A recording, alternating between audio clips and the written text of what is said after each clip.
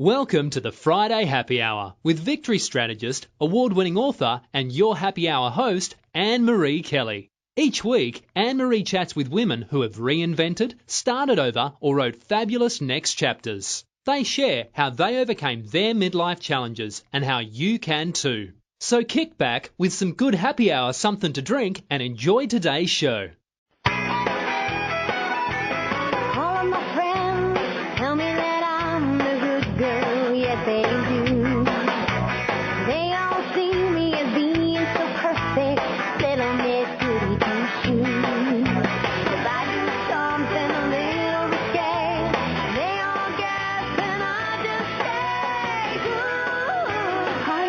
You're listening to the Friday Happy Hour with me, Annmarie Kelly. I'm that recovering good girl and your victorious woman empowerment partner.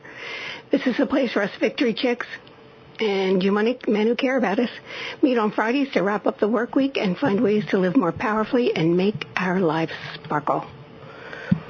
Listen, do you ever feel like you aren't being paid enough? Do you ever wonder why you can't get enough money, or when you do have money, you don't know how to hold on to it? Excuse me, well, do you want some more? If you answered yes to any of those, I think you're going to find today's guest pretty interesting.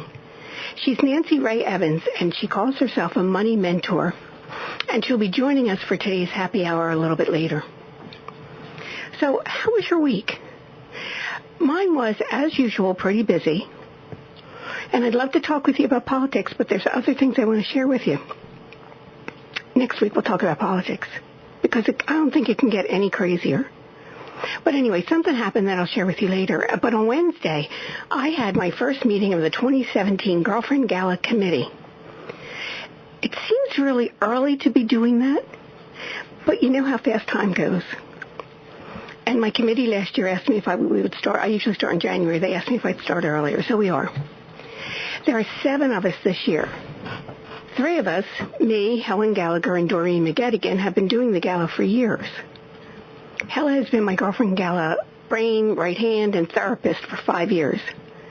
And you know Doreen because she's been a happy hour guest a couple of times, and most recently she was here talking about her book, The Stranger in My Recliner. You know, the one about how her spouse brought home a homeless woman one day, and the woman stayed for 2 years. So that's Doreen McGettigan.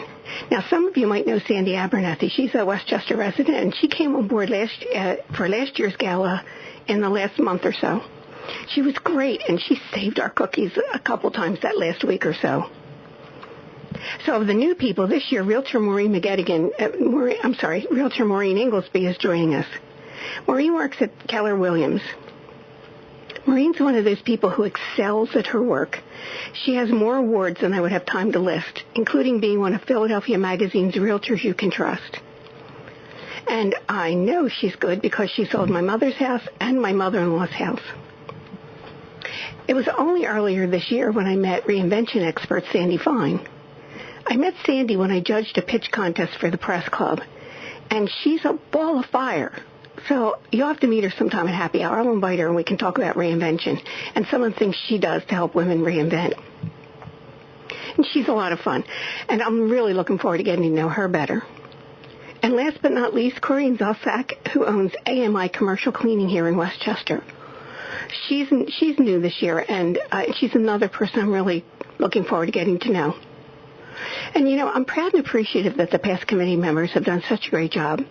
We have donated over $13,000 since the Girlfriend Gala started, just 5 years ago. This coming year, between Helen and Doreen, who know the ropes and know I get a little crazy the closer we get to the gala, and Maureen, Sandy, and Corinne, who have some fresh ideas, I think the 2017 Girlfriend Gala is going to be even better than the last one. And I appreciate all those fabulous, victorious women who graciously and generously give of their time. If you want to know more about them, I posted links to their websites or Facebook pages on today's radio wrap-up. And listen, we're looking for sponsors. If you want to get your business in front of a room full of savvy and sassy midlife women, you might want to consider being a sponsor. Last year we had over 100 women at the 2016 gala. Now, I'm sure we'll have that many this year. I think we're not going to have too many more because we're going to cap it. We're going to put a cap on it. But I know we'll have at least 100 women, and it's a great opportunity. So you can email me at Annmarie@victoriouswoman.com if you're interested in being a sponsor.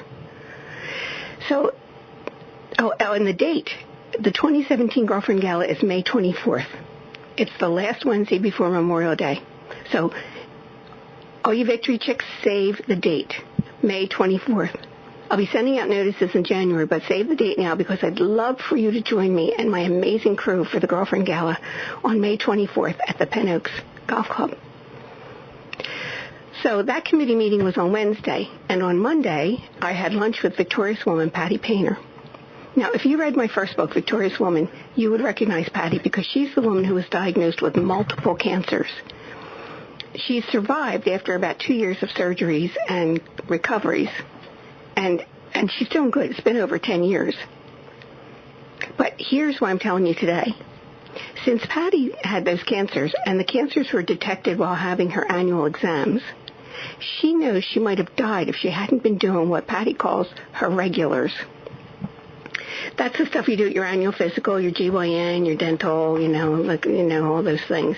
Oh, and then the eye exams every couple of years. And if you're over 50, you want to get a colonoscopy every 5 to 10 years. Wait, you haven't had your colonoscopy yet? Listen, last year, a man I played cards with was diagnosed with colon cancer. He'd never had a colonoscopy. Now, when he told the story, he had a good reason. Though, frankly, I'm thinking these days he's not so sure it was that good a reason. Well, he's coming to the end of what was a really rough year for him, and he's doing good now. But, colon cancer is one of those things that is so preventable. And if you're one of those people who keeps putting it off, get over yourself. Go get one. The PrEP isn't as bad, apparently, as it used to be. And that drug they used to put you out, I don't take drugs, but, if I did, that's a happy one. So, and doing your regulars also includes your mammogram. And since October is Breast Cancer Awareness Month, if you haven't made your mammogram appointment, make it today. Or put it on your calendar to remind yourself to call on Monday. I forgot to do mine, and being with Patty Painter reminded me. So I made my annual appointment. And now I'm reminding you. And don't forget to do your breast self-exam or your BSE. I've interviewed many breast cancer survivors who found a lump themselves, and sometimes it wasn't them, but it was a spouse who found it. And remember this, or maybe you remember this, about 10 years ago, the Acme stores offered a breast cancer detection kit, and it was like a kit that included a bunch of stuff, but like a small silicone cutlet that had a little lump in it. That was the best thing, because until then, I wouldn't have even known what a lump would have felt like. As a lump, an actual lump versus fatty tissue or a swollen gland or something like that. It was hard, like a little marble. And I was surprised by that. Now, I wish Acme would do it again for all you Victory Chicks who didn't get that kit. So this week, do your BSE. And you guys, do one too. No, not on your spouse, on yourself. You have breasts too. Though, frankly, we all know they aren't as cute as the ones us Victory Chicks have. And you too can get breast cancer. It's kind of underreported, and a lot of guys don't even bother until it's too late. But it doesn't mean it doesn't happen. About 1 in 1,000 men get breast cancer. So do your BSE. It's a lot easier for you guys. You don't have as much stuff that you have to be poking around. So one last thing about Patty Painter. After surviving cancer, and it was like colon cancer, it was a bunch of, there's like 4 or 5 of them. She reinvented herself as a wedding celebrant. And she's so good, she officiated at my last wedding, so that's how I know she's that good. If you're getting married, I can vouch for the wonderfulness of her ceremonies. She's at Vows of the Heart, and I posted a link to Patty's wedding website on the radio wrap-up at victoriouswoman.com. And all those other women, Maureen Inglesby and Sandy Fine and Corinne Zusak and Dory McGettigan, I posted links to their websites or Facebook pages on today's radio wrap-up at victoriouswoman.com. So, okay, are you ready to learn how to get more money? Nancy Rae Evans says that money is rarely the solution to our money challenges. and she's going to tell us what is that solution. I've read her book, and I've taken the quiz, which you can also take on victoriouswoman.com. The link, you take it on her wedding. You go to victoriouswoman.com, go to today's radio wrap-up, and the link is there, so you can do it right now. Go get some good happy hour, something to drink, or go and take that quiz, and Nancy Rae Evans will be here on the other side of the break. You're listening to the Friday Happy Hour. When you wished you had more time for yourself, and now you have it, but you notice you're keeping busy with stuff, but that stuff isn't making you feel happy or filled up? And when you think about what would make you happy and filled up, you get stuck or feel overwhelmed. And then you go back to what's more familiar, more comfortable, even if it's not making you happy. Wouldn't you love to find a way to start making sense of that deep discontent you're feeling? Well, you're not alone. I'm Annmarie Kelly, author, victory strategist, and the radio show host of the Friday Happy Hour. And I know there's a place for you, one that other women have found to be both inspirational and empowering. And it's the Victorious Woman Project. Go there now and get on my mailing list, where you'll be the first to know about my upcoming online workshops, teleseminars, and more. And while you're there, take a couple minutes to look over my blog. You can download some of the free stuff I have for you and let it get your creative juices going. I'm looking forward to meeting you at the Victorious Woman Project. And that's at www.victoriouswoman.com.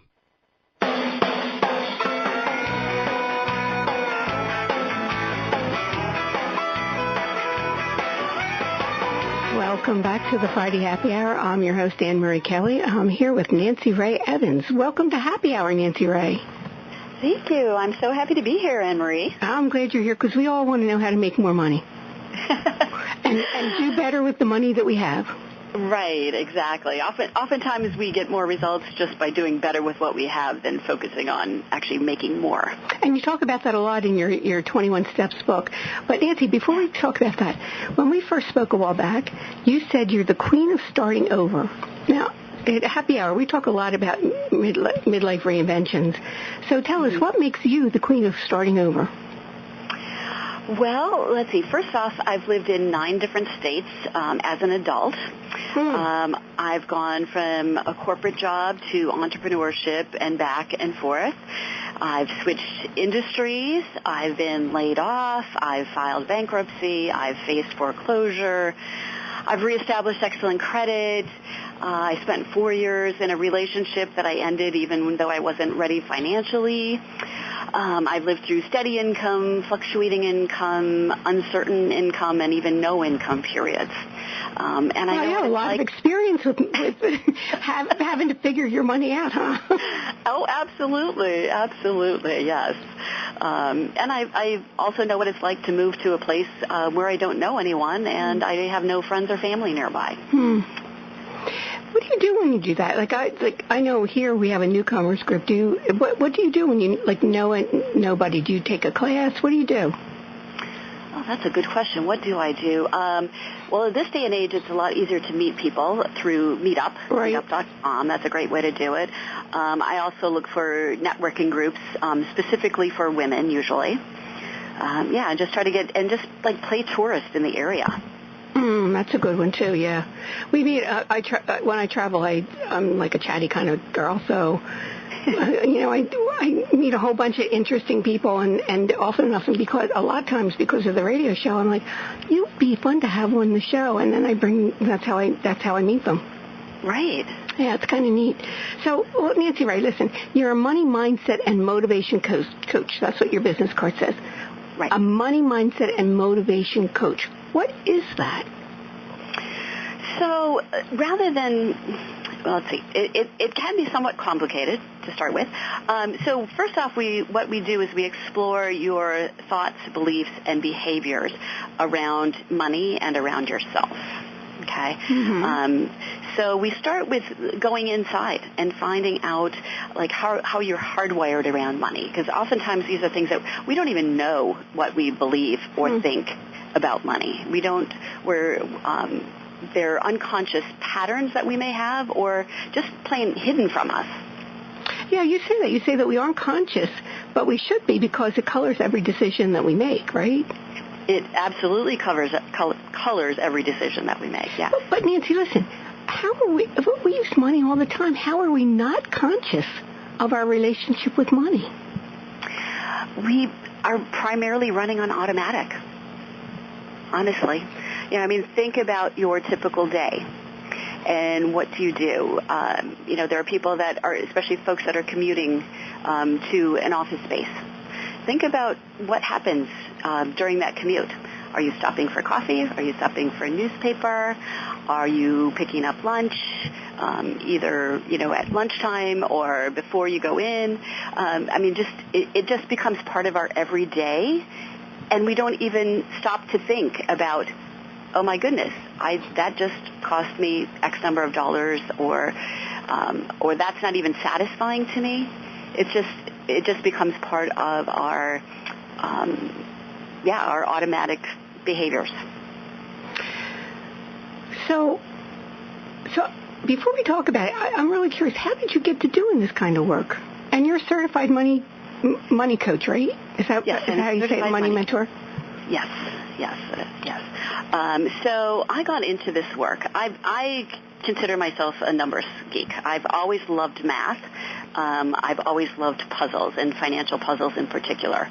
And so initially I saw what the mistakes that business owners would make back in the days when I was a consultant helping business owners bring in their money that was owed to them for previous sales or service. But when it really became clear to me that this was bigger than I imagined, was the almost 10 years that I spent in the mortgage industry, particularly during those years when refinances were big. I was working for a place that primarily did refinances. And by accessing people's credit report, I could see their patterns, their history, right?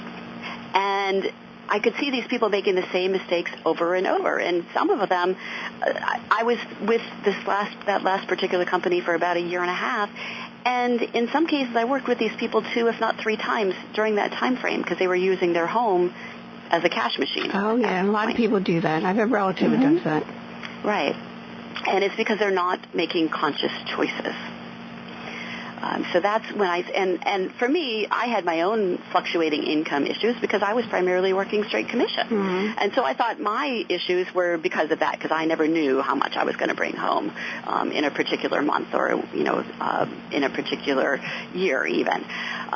So I blame my own money issues on that. But I saw people that had a steady paycheck. They knew exactly how much money they were going to be bringing home every week, every month, every year. And they couldn't manage.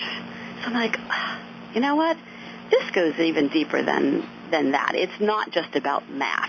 There's more to it than that. And I remember I was watching an old Oprah. It was when Oprah was still on, and I remember one time she was talking about people who had money problems, and one of the experts said that most people, not most people, but a large percentage of the population are like 1 lost paycheck or 2 lost paychecks away from being bankrupt. Oh, yeah. Yeah. I find I've been self-employed a large portion of my life, so the idea of that just freaks me out. First of all, I have no paycheck official, like I have no steady paycheck, so I have to create my own. But so. It's scary. To me, it would be a scary way to live. Yeah. And those people that are 1 or 2 paychecks away, that covers a wide range of income. I mean, that might be somebody who's making $20,000 a year. That might be someone making $500,000 or more a year. Yeah, Nancy, and still in the same boat. Some of these people were. They were like big money people. They were like 6-7 figure earners. Yeah. Well, so you say that we have this blind spot when it comes to dealing with money. How does the blind spot keep us from knowing what we're doing, and how does it affect us? And how do we find it? Right. So one of the tools that I use for finding the blind spot is my money quiz that you mentioned right before break. It's one part of the 4-part process that I use with my clients to really go deep and find out what their underlying patterns are. Basically, we come into this world with like our own money imprinting. It's like our own personal money DNA. So we arrive in this world with this particular set of genes, shall we say, and then as we're growing up in our families, and especially the first 8 years, basically our potential with money is solidified in those first 8 years, and anything after that is just a repeat of an earlier time frame. So when you say the first 8 years, so, we're little when that happens, what are we noticing in the first 8 years that could impact our money? We're noticing what's happening in our families, and whether or not we actually understand it at that time, because most of the time we don't. We can feel the energy in the house. We can feel the tension. We're watching mom and dad. What are they doing? What are they saying?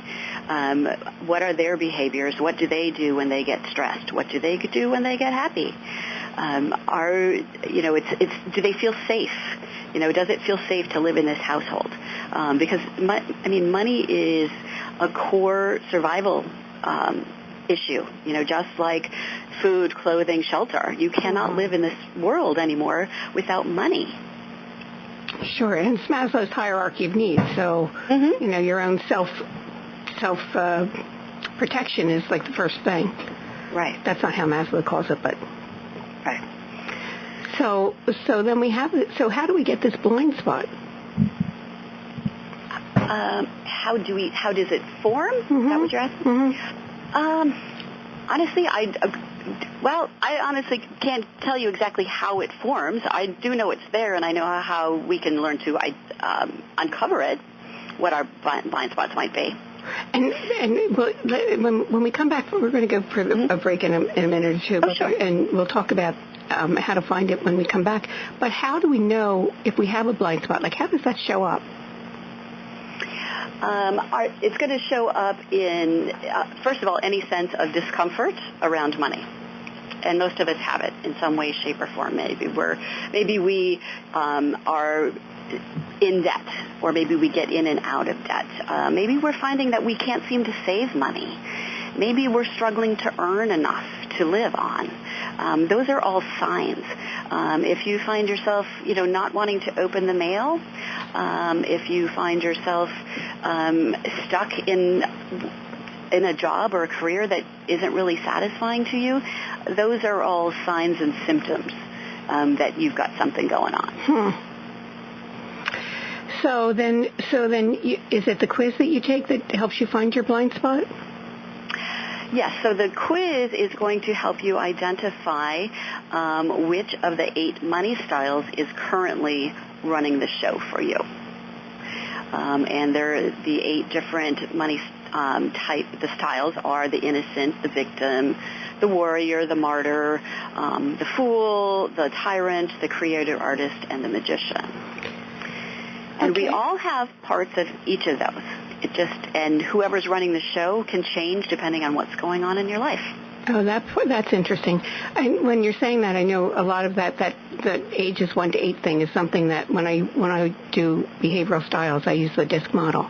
And when I do the behavioral styles, it's the same thing. Stuff that you experience in those first 8 years are critical to the kinds of behaviors that you manifest as you get older. And the older you get, doesn't it seem like the older you get, the more you manifest those behaviors from the first 8 years? Oh, yes. Absolutely. Yeah, it's interesting. Nancy, listen, we're going to go for a break. Everybody stay close, and we're going to be right back with Nancy, and we're going to hear about those money styles. You're listening to the Friday Happy Hour. Hi, this is Annmarie Kelly, author, victory strategist, and the radio show host of the Friday Happy Hour. I trust you're enjoying my conversation with this fabulous, victorious woman. If you're getting inspired with ideas and feeling empowered, this is just the tip of the iceberg. There's more for you. Tips, downloads, resources at the Victorious Woman Project. Go to victoriouswoman.com and look around and get on my mailing list so you can be the first to know about the newest good things I have for you. That's www.victoriouswoman.com.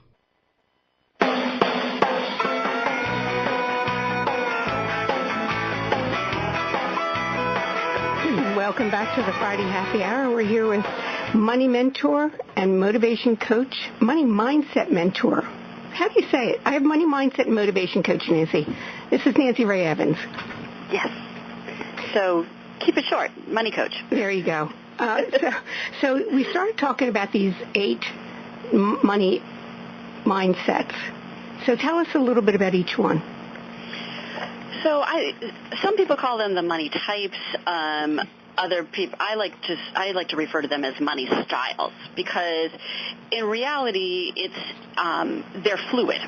Okay, and it's really about where we are, and just like clothes, we can be, we have one style when we're at home relaxing, we have another style when we're out in the world, we have, we put on a different set of clothing when we are in a business setting, so that's why I've chosen to call them money styles. Okay. Because, like I said, they are fluid, and really, they're just a way to show us where we are. And just a little background, these are based on the psychological archetypes that Carl Jung originally created or talked about. So the idea of the money styles is that we can see them, they're our teachers, they're our allies, because they can inform us of where it is that we need to grow. Okay. So I just wanted to start with that. So there are 8 different ones. I mentioned them before, and I'll repeat them here. So the innocent is the child. Okay, the innocent likes to take the ostrich-style approach to money matters, and basically they just want someone else to make their decisions and take care of their money. I think a lot of people. My mother was like that. I handled my mother's money. And as she got older, and she did okay on her own, but at some point she just decided she didn't need to do it anymore, and I handled it for her. Okay. Yeah, and that's where many of us start out. I would say women in particular. I do work with more women than men, so I can't say for sure that men don't have that. But I do see a lot of the innocent in the women that I work with. It's like us starting out as children, right? And oftentimes, especially our generation, right? We may or may not have been taught the importance of learning how to take care of our money. Depending on where we grew up and our family. And then sometimes you maybe became overly concerned about your money. Yes. And is there a money style for that? Overly concerned, yes. I would say that overly concerned is going to be probably the tyrant. The tyrant is also known as like the bully. And they can be very controlling and rigid. They can be oppressive and fearful. So the tyrant, I would say, is probably going to be a little bit more, like you said, overly concerned about money. So that's the innocent and the tyrant. What are the other 6? So the other 6, we have the victim, who is also known as the blamer. We have the warrior. Wait. What does that mean with the victim or the blamer? What does that mean? So the victim tends to live in the past, and this is probably very similar to your what you mentioned earlier, some of your prior training. Tend to be highly emotional. They live in the past. They can be financially irresponsible, and basically they're like, I'm in this position because of my ex or my kids or my boss, or, it's never something that they did. Okay. Okay. Always somebody else's fault. Always someone else's fault, yeah.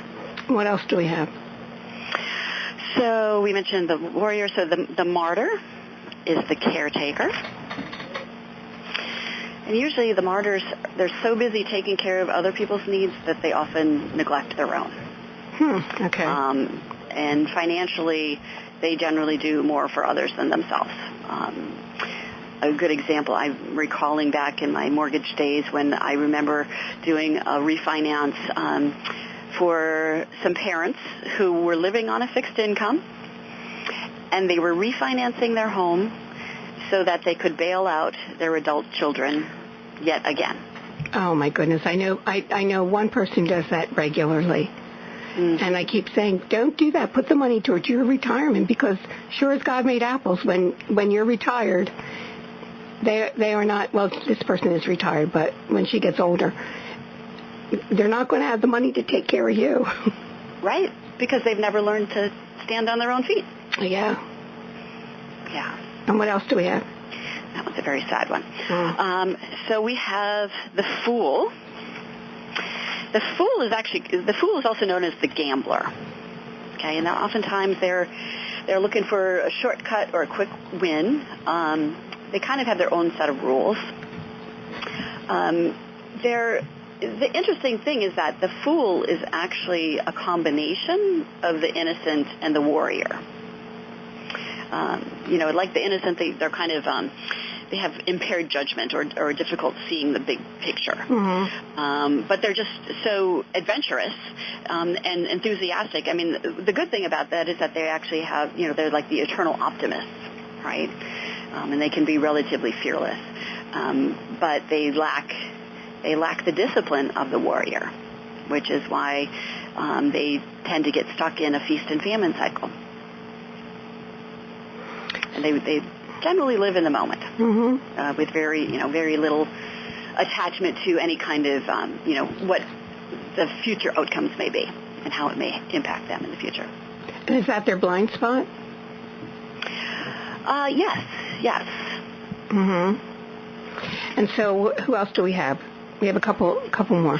Yes, so we also have the creator artist, who tends to have a love-hate relationship with money. Because they have this, it's kind of like they have this battle between, say, earth and spirit. Okay, they feel like sometimes like money is too materialistic, and so they can be really conflicted. They might be really, really talented, but say maybe they don't want to actually sell their artwork. Like they're like resistant to receiving money for it. Interesting. Yeah. We all know people like that. And they make you feel guilty for spending yours. Right? Yeah. Yes, absolutely. And let's see, so what else? So the magician. The magician is like the manifester. That's like, so 5 of these are what I would consider challenging aspects, challenging money styles, and then 3 are positive. And so the positive ones are the magician, the creative artist, and the warrior. And the other 5 then are the challenging ones, the ones that we want to focus on and learn how to identify when they're the one that might be running your show at a given time and bring them into alignment. So now, Nancy, I took that money style quiz on your website, and it said, and I think you mentioned this a couple of minutes ago, there isn't just one style. But, and I know when I do this with behavioral styles, there's one that's like the master style, and then others that come in at different times. Is that the same way with this one? Because I had one that I was like at 42% and one that was 19%, and one that was, like 2 that were 9%. And is that combination normal to have more than one money style? Yes, it's absolutely. Because, like I said, most of us have a little bit of all 8. Or I should say, we have all 8. Some are passive. Some are inactive at different times. So it's really which one's running the show. And one of the great tools about that quiz is that if you took it at a time frame when you were facing a particular financial stress, you would get different results than at a time when everything was flowing smoothly. So it's a great little way to take your temperature. Like, what am I feeling right now? What is what money style here is running the show? In fact, one of my mentors actually said whenever she wants to have a conversation with a returning client, she'll have them go back and take the test because it does change. And for me particularly, if I dial in on a specific time frame in my life, certain set of circumstances, and I answered those questions based on that. Yeah, and you put yourself back in that frame of mind. And then I jumped over to a different set of circumstances and put myself in that frame of mind, I would get entirely different results.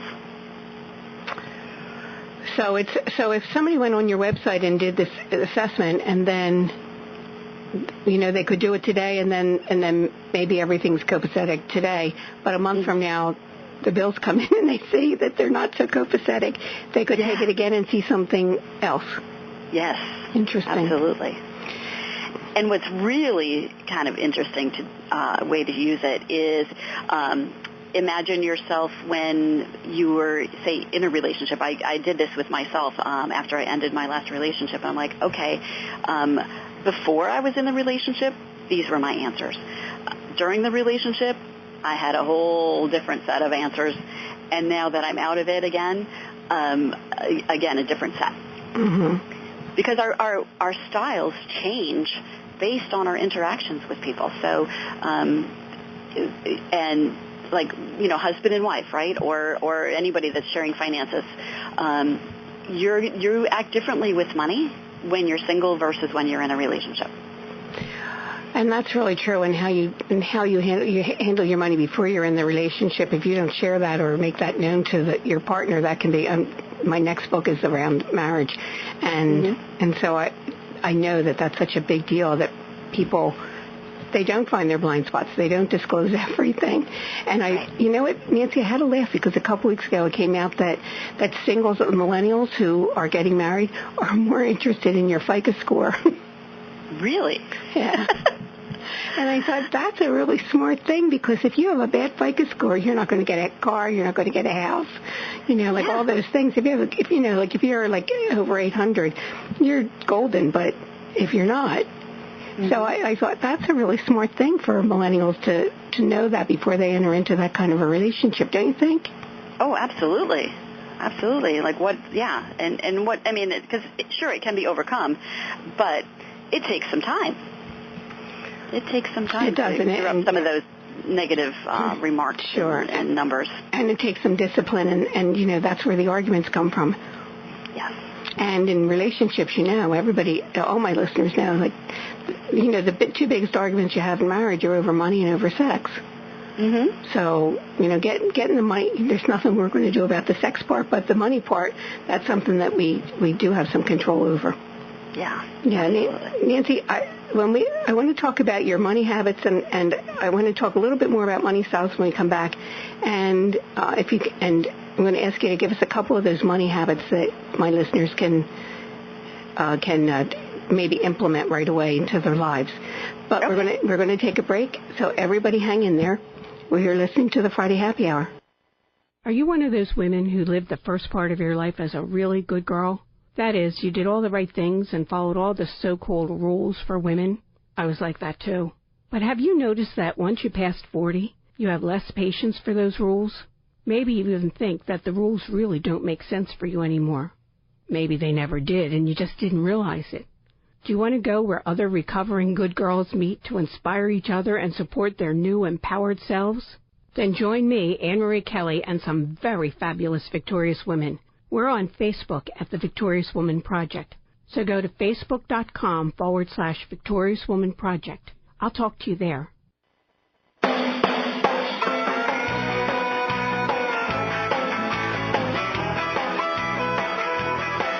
Welcome back to the Friday Happy Hour. I'm here with Nancy Rae Evans. We're talking about money and money styles.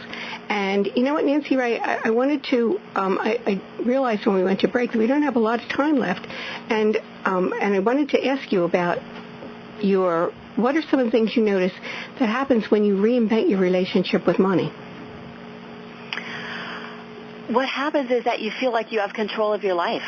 You realize what's really possible. You realize what you might have been doing without that you didn't need to. Interesting. Your life just gets bigger. Oh, that's nice to have a bigger life. Mm-hmm. So in your book, 21 Money Habits That Can Stabilize Your Business and Keep You Sane, what are the 3 best habits that you can share with my listeners? 3 best habits. One thing, well, first and foremost, is every time money comes in, is take a percentage of that and put it aside. And you're going to that might be 5%. It might be 1%. I like to look at it as a percentage versus a specific amount. Because that way it's always doable, right? No matter how much or how little comes in, put aside a percentage of it. And if it's a bigger amount, say maybe you have a really big payday, that's when you want to put aside a bigger percent, because it will have less impact on your cash flow from as far as your other expenses. So fill that sanity fund, I like to call it. Yeah, and that's it. And you know what? When I first started getting my financial stuff on track, for me it was 10%, and I couldn't always do 10%. And I didn't have a big paycheck, so 10% wasn't very much money. I worked in the Catholic school system, so 10% was like, a holy card. But like even if I did 5% or 2%, after a while it adds up without you even thinking about it. Absolutely. Yes, and you're learning to build those muscles, those savings muscles. That's true, yeah. Yeah, absolutely. So what's another one? A great thing to do is if savings is a challenge for you, take a month, 2 months, 3 months, whatever it might be, but start making substitutions, because oftentimes I think what people do is they decide to go without. But going without is like going on a crash diet. So rather than giving up... Oh, you call them sexy substitutions. Yes, yeah. Exactly. Sexy substitutions, yeah. So, rather than going out to eat, invite some friends over and have a potluck, right? Have a girls' night, crafts night or something that you all enjoy doing. Bring your bottle of favorite wine or whatever your favorite beverage might be, and hang out at someone's house rather than going out to eat or going out to the bars or whatever it might be where you're spending more money. I have to tell you, one of my favorite Christmases was when all of my friends and none of us had any money, and we just decided we would splurge, and instead of buying Christmas presents that year, the splurge was that we would buy one special thing and bring it for dinner. We would have a special dinner, and everybody brought one expensive thing that we would otherwise not be able to afford, but since we weren't buying Christmas presents, that's what we could afford it. And it was one of the best Christmas memories I have ever. I love that. Yeah. That's wonderful. Yeah. Another thing you can do is, shop your friend's closet. I'm not a huge clothes person, but for some people, they need that, right? So rather than going out and buying it, have everybody bring those things that, I don't wear this anymore, I don't like this anymore, and shop each other's closets. Sometimes it's good to shop your own closet. That's true, too. I did that this summer with something, and I hadn't worn it, and it still was in style, and I was like, And somebody said, I haven't seen that before. And I said, yeah. I said, I shopped my own closet. Yeah. I've been doing that lately, too, because I actually lost some weight. Oh, that was a good thing. Yeah. My favorite one in 21 Money Habits was to have a credit-free week. Yes. Tell my listeners about that. So whenever we use credit cards, and it could even be our debit cards, but in particularly credit cards, we always spend 20 to 30% more because we don't have the immediate consequences. So a great way to save money is simply go for a week without using your credit card. Carry some cash along with you, because there's something about actually parting with that green stuff. It just really sinks in. It really helps us to connect to our money, whereas the plastic causes us to be disconnected. Yeah, we feel like we have more money than we do. Right. Yeah. Yes. Well, Nancy, this is interesting. I don't know anyone who doesn't want more money or doesn't want to do better with their money, and most people want both, especially when we realize that in midlife that we should start thinking about retirement.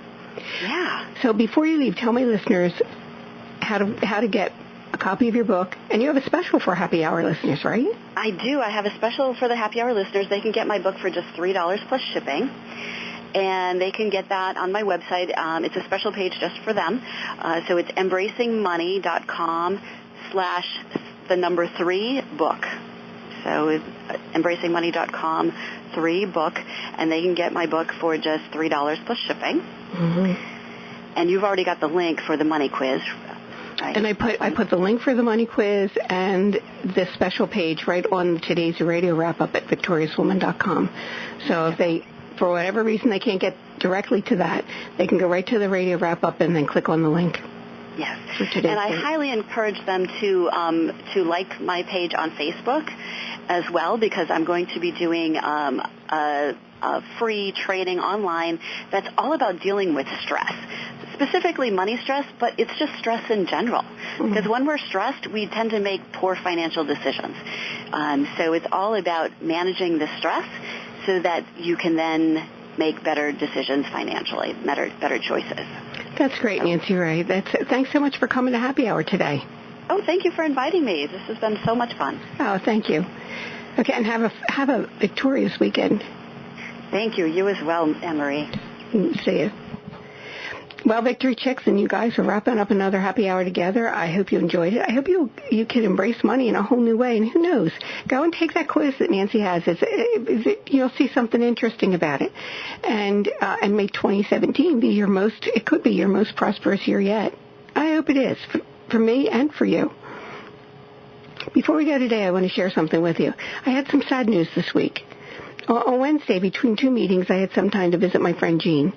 And you've probably heard me talk about her before. She moved into Fair Acres in Delaware County about 2.5 years ago with Alzheimer's. Now, at the beginning, she was still walking, and I'd visit her a couple times a month and always take her to a large Starbucks coffee because that's where we used to meet a lot of times at Starbucks, sometimes for hours. And when I brought it to her, we'd walk to the visitor's room or outside to the courtyard, and we'd just gab. Sometimes Joseph would join me, and when he did, we'd take Jean out for Belgian waffles, one of her favorite meals. And after a while, though, that got harder to do, so we stopped taking her out. And I stopped taking her coffee because it was getting harder for her to hold the cup. So I'd buy her, like, a chocolate bar instead. It was easier for her to manage. I don't know that the nursing home people liked it so much because she'd make a mess, but I didn't care. Well, she gradually went from walking with a walker to being in a wheelchair. And through most of this year when I visited her, she was in the wheelchair in the dining room facing the TV. She was clearly failing. She didn't know my name anymore, but I know she recognized me as someone who loved her. And the last few times I visited, I'd look in her room first. And when I went this past Wednesday, I looked in her room, and her section was cleared out. And there was a stuffed animal and some hangers on the bed. So, I knew she was gone. Of course, that didn't stop me from looking in the dining room just the same, half hoping that she would be there. And, it was really no surprise that she wasn't. But the nursing home couldn't tell, because of the HIPAA laws, nobody could tell me anything. They couldn't tell me when she died. They couldn't tell me anything. So I called her daughter to find out, when I got home. And, well, let me tell you this. Here's what's important. Those people who make a positive difference in your life. And if you're lucky, you meet those people along life's journey. Sometimes they make a difference because they've taught you something important or helped you see differently. Other times they were a mentor. And sometimes they made a difference just by being who they were. Jean was all of those things for me. She was a dogmatic teacher who didn't slide me a break, ever. But she did it with love and kindness. It didn't make it feel any better, but at least I knew that she wasn't being mean. And as a result, I paid attention as she opened doors for me to new thought. And Jean walked her walk, something I always respected about her. Jean is a person in my life without whom my life would not be what it is today. Her light in my life made a difference. I can't actually say I'll miss her now because the Jean I knew left a while ago. And those of you who have loved ones with Alzheimer's, you know what I'm talking about. And I can't say I've cried since Wednesday because I used to cry each time I visited her, because I noticed there was a little bit less of her every visit. So I hope you Victory Chicks and you guys all have had somebody like that in your life at least once. And if you haven't had one yet, start asking God or the universe or whatever entity you choose. Ask for that person to come into your life and then be open to it when he or she shows up. So I won't cry today, but after the show I'm heading to the Blarney Stone and meeting Doreen McGettigan for a drink. And I'll be raising my glass to Jean and thanking the God who connected us and to another friend, Millicent English, who introduced us. Because Millicent dogged me for months until I agreed to meet Jean. And she would just not leave me alone. And today I can't be more grateful for her bugging me or for Jean for showing me how to positively change my life. So you Victory Chicks and you guys, if you have someone like that in your life now, this weekend's a good time to call him or her. And if that person's passed on, do something that would honor them, even if it's just to raise a glass in their honor. And think about how you can be that person to somebody else. So it makes a huge difference when you know somebody's in your corner. It certainly did for me. So in Jean Grayson's honor, I'm leaving you with some words to Jean's favorite song. It was the Etta James version of At Last. And the words that I'm choosing from that are these. At last, my love has come along. My lonely days are over, and life is like a song. I found a dream that I could speak to, a dream that I could call my own. I found a thrill to press my cheek to, a thrill that I have never known. And then the spell was cast, and here we are in heaven. I'm guessing Jean is in heaven today. So have a fabulously victorious weekend. Think about those people who are important in your life, or be that person to somebody else. And thanks for coming today. Please join me next week for the Friday Happy Hour. Jen's on. Thanks for listening to this Friday Happy Hour. Make sure you subscribe, rate and review today's show. And join us again next week for the Friday Happy Hour with Annmarie Kelly.